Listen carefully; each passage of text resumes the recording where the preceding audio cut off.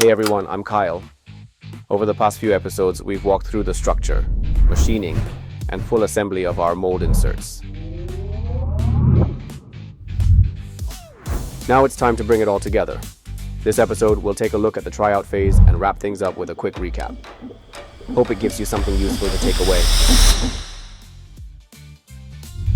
Design and machining are only theories until the mold runs.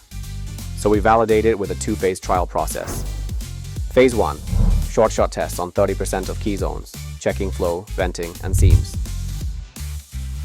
Phase 2, full assembly and IR thermal scan, flash analysis, and dimensional review. Burn marks, we optimize vent locations. Warping, solved via insert stress tweaks and cooling loop refinement. Result, the mold meets all dimensional and structural specs, delivered on time, and passed first trial approval. At first mold, every high-complexity mold project is a full process test of our systems. From structure and thermal calculations to hybrid machining and precision assembly, we don't just build a mold, we build a playbook. And when a project's got 200 plus inserts and insane geometry, we're ready. Your next mold? Yeah, we've got that too.